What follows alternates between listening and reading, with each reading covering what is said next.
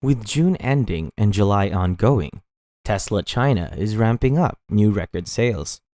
With this, Tesla China is expected to take over and is considered to be better than Tesla USA. Stay tuned until the end to bring the latest Tesla China update. A Twitter user named Moneyball has been watching Tesla's Shanghai factory and the ramp they're doing after being knocked down since June, and a fast ramp too. During the period of the 13th to the 19th of June, 17,949 Tesla made in China units were insured. This amounts to 2,564 units a day. Adding together all the numbers from the first 19 days of June, there should be over 46,000 units sold in 19 days. Then, we would have about 74,000 units if we took the 2,564 units for the last 11 days of the month. Elon was talking about 71,000 units as their goal, which would have been a record. Moreover, it might be able to beat the old record even though it had to ramp up again after the lockdown. This should translate into very strong votes in the coming quarters. Look forward to Tesla's September or October numbers when they are done ramping up again and have increased the factory by 20% like they've been talking about. And it will be interesting to see what number they can produce. It should take them about 31 days to reach that 100,000 unit per month run rate. 5 years ago, that was all Tesla sold globally in a year, and they may be able to do that from one factory by the end of 2022.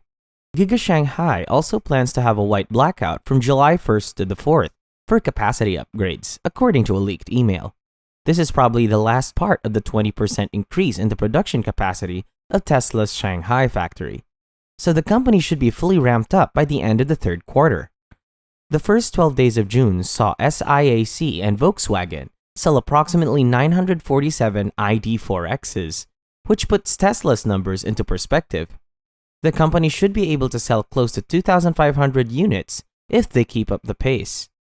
While it's true that the Volkswagen is racing past Tesla like there is no tomorrow, Bloomberg, we can see what they mean by that. There is only a 5-to-1 margin between the Model Y and the ID4. However, the Q2 numbers might not be as high as the Q1 numbers, even though we must prepare for them. Despite the lockdown of the Shanghai factory for a month and the ramp up again, Tesla will probably receive bad press about it. Accordingly, Chinese Tesla could still make about 140% more sales in June than last year.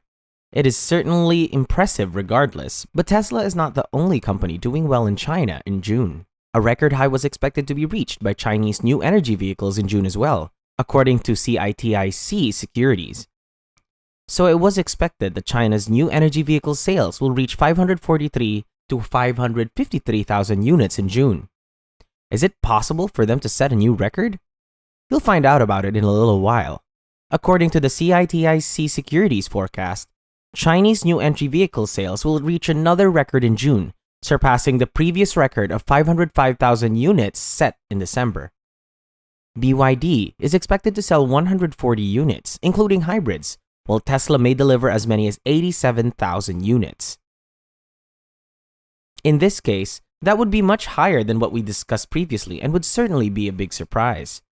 The report published last July 9th, however, states that Tesla China EV sales reached a record level last June.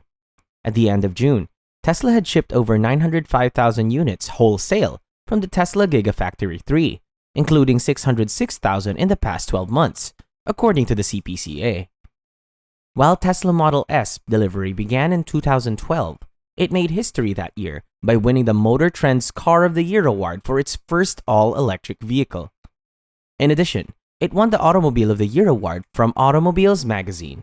A spark had been lit that would ignite the electric revolution. Additionally, the Model S won Moto Trend's Ultimate Car of the Year in 2019 after beating 70 years of motoring legends. In a nutshell, this was the best car ever made in the past 70 years. In 2015, the Tesla Model P85D even broke the rating systems of Consumer Reports. So this has been an incredible 10 years for Tesla. Tesla played catch-up last year with a Plaid that took the beast to a whole new level, even though Moto Trend said it was the best car ever in 2019. Besides maybe Tesla's Roadster, I don't think we'll see many cars that can mess with that car's specs anytime soon.